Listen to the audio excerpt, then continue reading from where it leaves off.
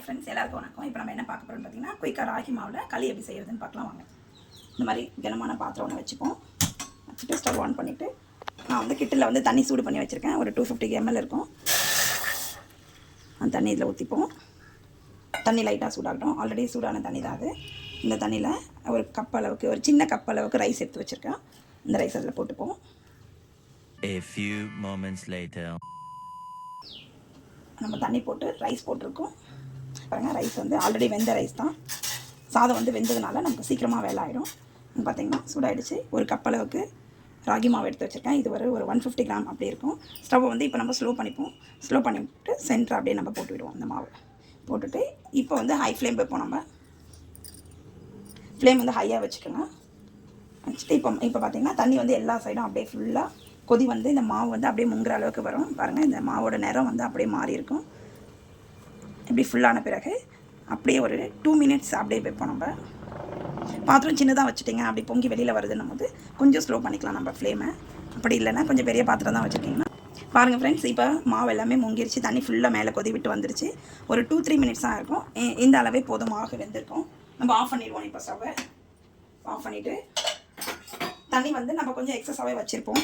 அதனால் அந்த தண்ணியை வந்து ஒரு கிண்ணத்தில் லைட்டாக ஃபில்ட்ரு பண்ணிப்போம்.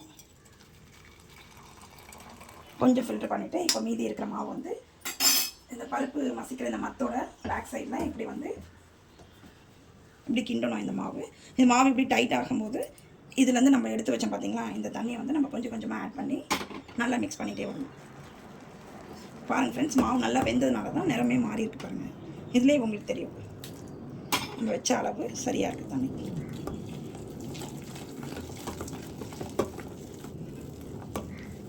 பாருங்கள், கட்டி இல்லாமல் எல்லா மாவும் நல்லா மிக்ஸ் பண்ணியாச்சு.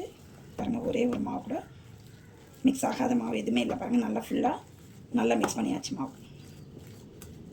அவ்வளோதான் ஃப்ரெண்ட்ஸ். இப்போ நம்ம வந்து ப்ளைன் வாட்டர் இருக்குது பார்த்திங்கன்னா, பச்சை தண்ணியில் நல்லா இதை வடித்து விட்டுட்டு ஒரு கிண்ணத்தில் தண்ணி போட்டு பால் மாதிரி பண்ணிக்கலாம். பாருங்கள் ஃப்ரெண்ட்ஸ், இந்த மாதிரி ஒரு பவுல் மாதிரி ஒன்று எடுத்துக்கோங்க. அதில் ஃபஸ்ட்டு இப்படி தண்ணி விட்டு பச்சை தண்ணியில் ஊற்றிப்போம். அப்போ தான் வந்து மாவு இதில் ஒட்டாமல் வரும்.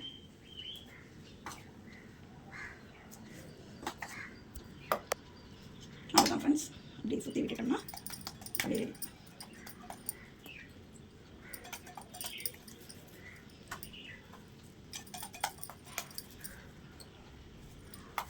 ஓகே ஃப்ரெண்ட்ஸ், ராகி களி வந்து நம்ம ரெடி பண்ணிட்டோம்.